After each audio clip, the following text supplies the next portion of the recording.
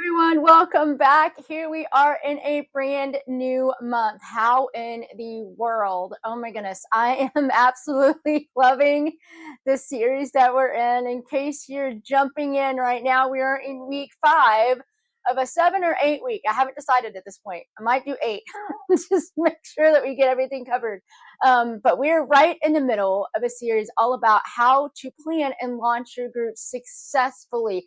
That's probably the most important part. These are the foundational steps to launching your group successfully. And a lot of people, churches, organization, coaches, counselors, so many people have asked me, Bethany, if you had really foundational work, if you had really foundational steps, what would you recommend if I was going to start my own group? My biggest answer has always been join a tip community group. Like, that's exactly what we do. You experience it, and then we give you the tools and resources to launch it.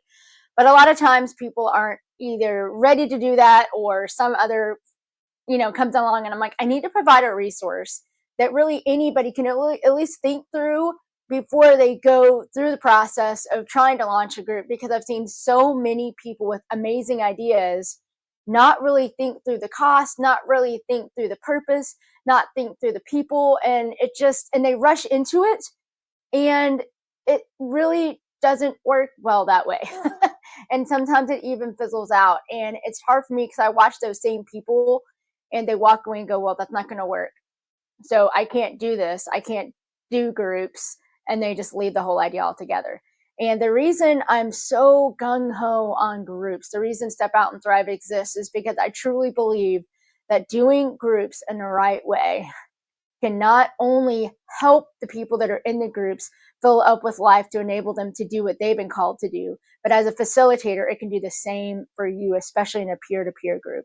So that's why these Thrive, I'm sorry, not Thrive. That's why Step Out and Thrive, but also these tip community groups and tip groups are so important. But the reason I created this resource is for anybody to kind of get a bird's eye view of some of the steps that we go through and where we kind of get hung up. And so as you're going through this, if you go, I need some extra help, that's what these groups are for. And I would love for you to come and check it out. And if you're talking about the workbook, you're like, Bethany, what workbook? Where's this at?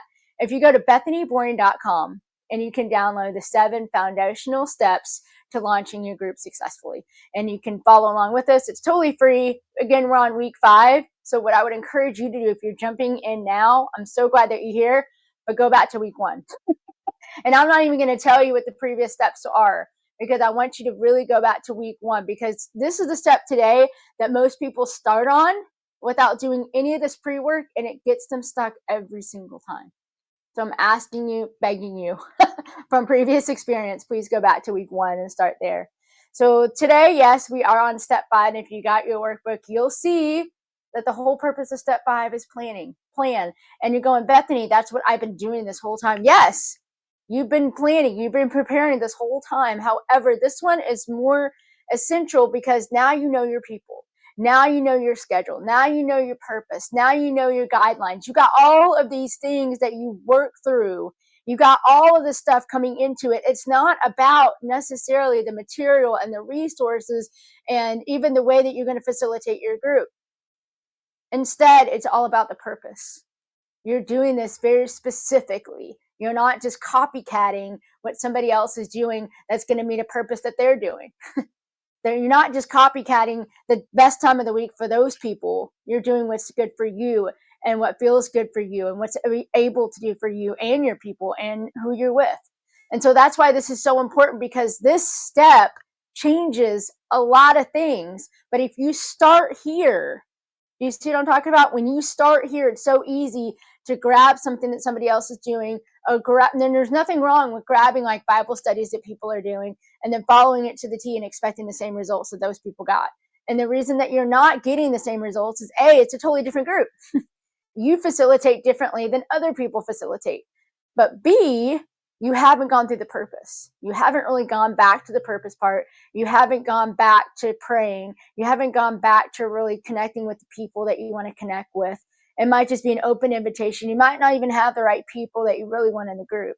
And so that's why this is so important to start here now. Now, one thing I will say, if you've done this pre-work all the way up to this point, and you get to this point and go, Bethany, I know my purpose, and I know I have some resources and they're kind of scattered, but I have an idea of what I want to do. And you can give me just a brief outline of what you want to do. I can say I would give you my blessing to start, because here's one thing I can say. A lot of groups fail to start because they get hung up on getting everything just right in this step. It's not about getting everything just right, because honestly, if you're doing a group where you're praying and you are continually trusting God as your source, it's not going to look the way that you think it's going to look anyway. Honestly, it's not, because if you're really giving it to God, anything is possible. Now, of course, you got your guidelines there, but hopefully they're adhering to what God wants to do and what the Holy Spirit is doing in your group.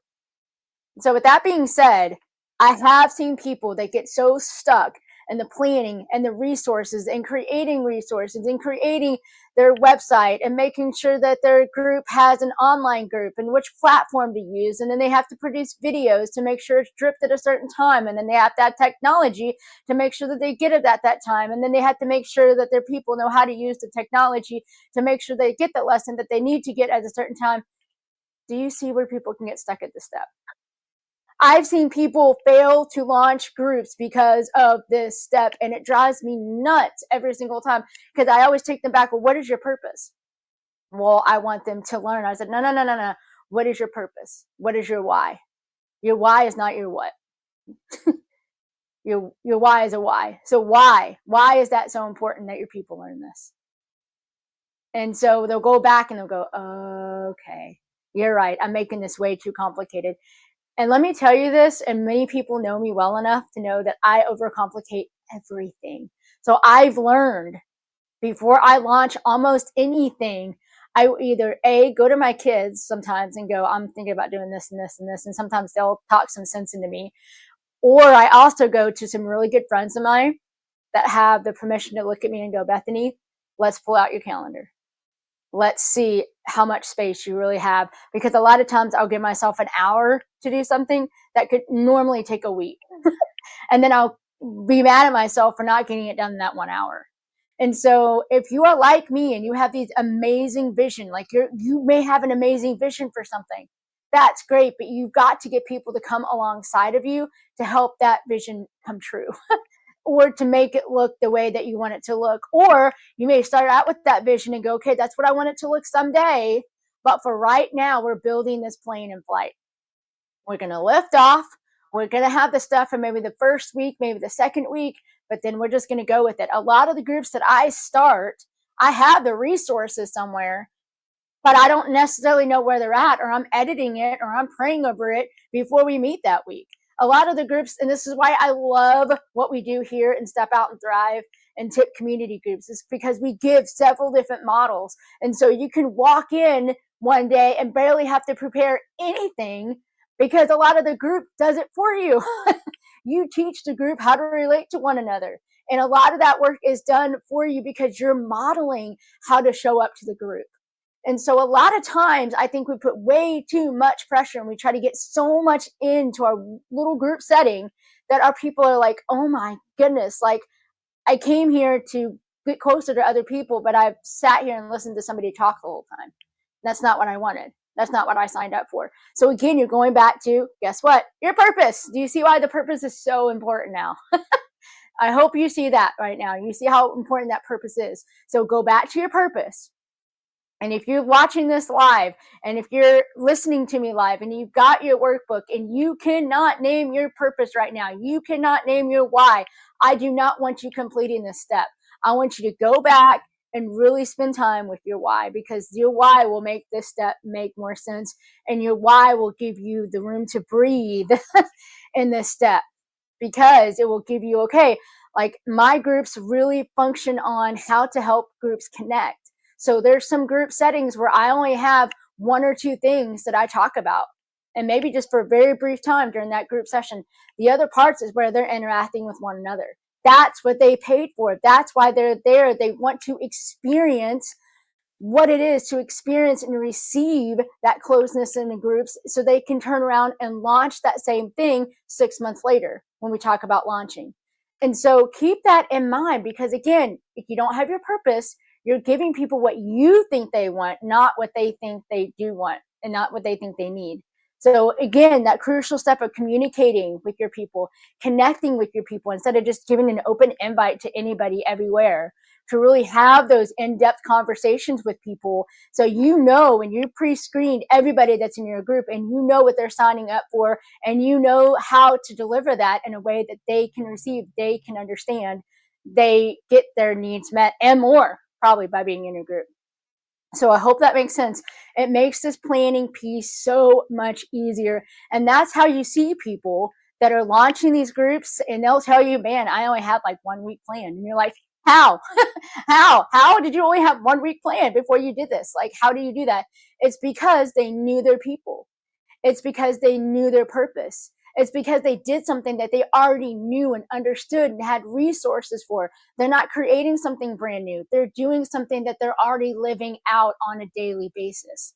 A lot of times when we show up for groups, it's the groups that we already do. It's the groups that we already know a lot about. It's the school tools. It's the resources. It's the connection. It's the network that we are involved in a daily basis. You cannot teach, you cannot be a part of something that you yourself have not received. You cannot be a part of, you cannot pass on something that you yourself have not received. And so really think about that and process that, because what you bring into the group, it needs to be something, unless it's like a Bible study and you're coming in going, hey, I'm doing this along with you guys. And I'm not promising to bring anything new to it, but I'll aid in the conversation and I'll aid in the discussion. That can be a little different. But if you're a coach and if you're a counselor, you're a pastor, and you're trying to teach a skill, you're trying to relationally build, you're trying to create a safe place, you need to have been a part of a similar group before you start launching something. And you need to be able to experience that for yourself. So that's why this, again, that's why this step right here, the step that most people start with, which is planning, which is resourcing, this is why this is not our first step.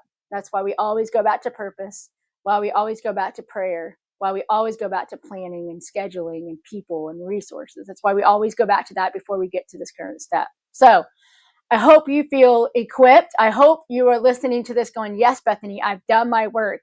Or even if you are, and just hear me out, even if you are one of those people, because I are one of those. I've been there before. I've been one of those people where like, I don't know what my why is. I'm just listening to this. Or maybe you thought you had it and you listened to me today and go, man, mine's not clear at all. I need to go back. Give yourself grace. Please give yourself grace for that. A lot of this is just experimenting. I had several groups that I did very wrong, or that I maybe had one person show up for, or that I just did not have the right material because I was trying to do something that I wasn't. I had several different times where I did not show up as my authentic self, and people knew and people could tell. It's when I really got deep and I really offered the thing that I myself have experienced and that transformed my life, that my groups really started to grow. My groups really started to change, and people really started to get excited for what it was to offer because they saw how much it changed my life and they saw that I was living it out. And so, really spend time in that and then make sure that connects with your purpose because those things need to align. And sometimes you need a coach, or you need a friend, or you need a pastor, or you need a counselor to come alongside and go, okay, I see this purpose. And I see your why, and I see what you want to do. Let's try to connect the dots and let's work together to make this work. So hopefully that makes sense. Whew, you guys, this is week 5. We still have 2 more official weeks to go. And then what I think I'll do is I'll do a week 8 and tie everything up because I like to do that anyway. So we're on week 5. We have 2 more weeks. Hang in there. If you've got any questions, feel free. Again, Bethany at stepoutandthrive.com, or you can find BethanyBoring.com with all of my links, with all my socials. Feel free to reach out if you got any questions. All right. Hope you guys have a great week, and we'll see you back here next week for step 6. You got this. I'm excited for you guys. All right. See you next week. Bye.